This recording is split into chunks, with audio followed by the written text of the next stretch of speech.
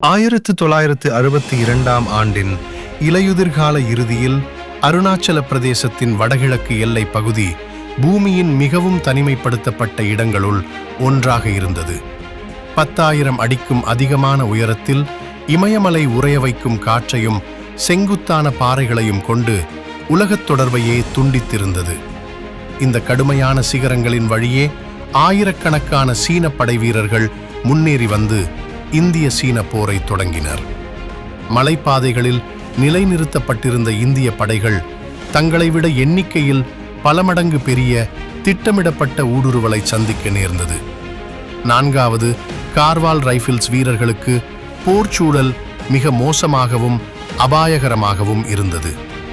சீனர்களின் எண்ணிக்கையும் ஆயுத பலமும் அதிகமாக இருந்ததால் நுரானாங் பகுதியில் இருந்த இந்திய தற்காப்பு அரண்கள் உடையத் தொடங்கின.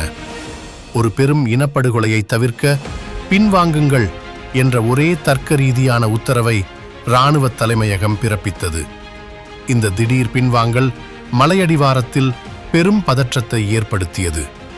இடம்பெயர்ந்த மக்களும் பின்வாங்கும் வீரர்களும் ஆபத்தான சாலைகளில் குழுமினர். தளவாடங்கள் அங்கேயே விடப்பட்டன. முன்கள பாதுகாப்பு உடைந்ததன் கடுமையான விளைவுகள் வெளிப்படையாக தெரிந்தன. ஆனால் கார்வால் ரைஃபிள்ஸ் பின்வாங்கிய போது ஒரு மனிதன் மட்டும் அசையவில்லை. அவர் ரைஃபிள்மேன் ஜஸ்வந்த் சிங் ராவத். பின்வாங்கச் சொல்லி வந்த மேலிட உத்தரவை மீறி அவர் தனது பாதுகாப்பு நிலையிலேயே இருக்க முடிவு செய்தார். தனது சக வீரர்கள் மலைப்பாதையில் மறைவதை ஒற்றை ஆளாக நின்று பார்த்து கொண்டிருந்தார். தனது இனத்தை விட்டு நகர மறுத்ததன் மூலம் ஒரு முழு படையணியின் பொறுப்பையும் அவர் தன் தோளில் ஏற்றார். ஊடுருவி வரும் சீன இராணுவத்தின் பாதையில் நேருக்கு நேராக நின்று ஒரு தனிமனிதனாக மாபெரும் தடையாக அவர் மாறினார். ஒரு தனி வீரன் எப்படி ஒரு பெரும் இராணுவத்தையே தடுத்து நிறுத்தினார் என்பதை புரிந்து கொள்ள அவர் காலூன்றி நின்ற இடத்தை நாம் கவனிக்க வேண்டும். ஜஸ்வந்த் ஒரு குறுகிய மலைப்பாதையை நோக்கி இருக்கும் மிக உயரமான இடத்தை தேர்ந்தெடுத்தார். எதிரிகள் எவர் வந்தாலும் அவரது இலக்கிற்குள் வந்தே தீர வேண்டும். ஒரு துப்பாக்கியை எதிரிகள் எளிதில் சுற்றி வளைத்துவிட முடியும் என்பதால் அவர் ஒரு மாயையை உருவாக்கினார். அங்கிருந்த அனைத்து மெஷின் துப்பாக்கிகளையும் வெடிமருந்துகளையும் சேகரித்து 3 வெவ்வேறு பதுங்கு குழிகளில் பிரித்து வைத்தார்.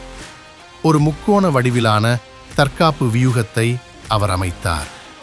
300 சீன வீரர்கள் அடங்கிய முதல் குழு உள்ளே நுழைந்தபோது ஜஸ்வந்த் துப்பாக்கிச் சூட்டை தொடங்கினார். ஒரு பதுங்கு குழியில் சுட்டுவிட்டு அகழிகளின் வழியாக ஓடி அடுத்த குழியிலிருந்து சுடுவார். பின் 3வது குழிக்குச் செல்வார்.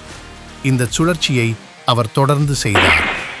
அவ்வளவு உயரத்தில் இமயமலை பள்ளத்தாக்குகளின் அமைப்பு துப்பாக்கிச் சத்தத்தை எதிரொலிக்கச் செய்து பல மடங்கு பெரிதாக்கியது. 3 வெவ்வேறு திசைகளிலிருந்து எதிர்பாராத விதமாக வந்த அந்த எதிரொலிகள் அங்கே ஒரு பெரும் படையணியே இருப்பதாக சீனர்களை நம்ப வைத்தன. வீரர்களின் பற்றாக்குறையை அந்த நிலப்பரப்பின் அமைப்பை கொண்டு ஜஸ்வந்த் ஈடுகட்டினார். பள்ளத்தாக்கின் இயற்கை எதிரொலியை ஆயுதமாக பயன்படுத்தி போர்க்களத்தை பற்றிய எதிரியின் கணிப்பையே குலைத்தார்.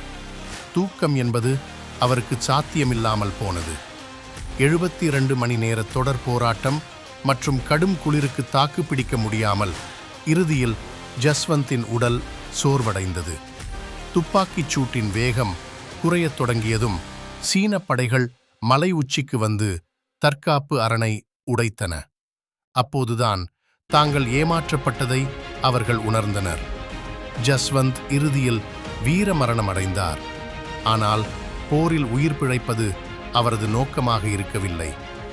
முன்னேறி வந்த சீன படையை 3 நாட்கள் கட்டி போட்டதன் மூலம் இந்திய படைகள் மீண்டும் அணிதிரளத் தேவையான 72 மணி நேரத்தை அவர் பெற்றுத்தந்தார். சீன வீரர்கள் அந்த பதுங்கு குழிகளை சூழ்ந்தபோது ஒரு முழு படையையே சிறைபிடிக்கலாம் என்று நினைத்தனர். ஆனால் அங்கே காலியான பதுங்கு குழிகளையும் வீர மரணமடைந்த ஒரு ஒற்றை வீரனின் உடலையும் கண்டு திகைத்தனர். இன்று அவர் வீரப்போர் புரிந்த அதே இடத்தில் ஜஸ்வந்த்கர் நினைவு சின்னம் நிற்கிறது.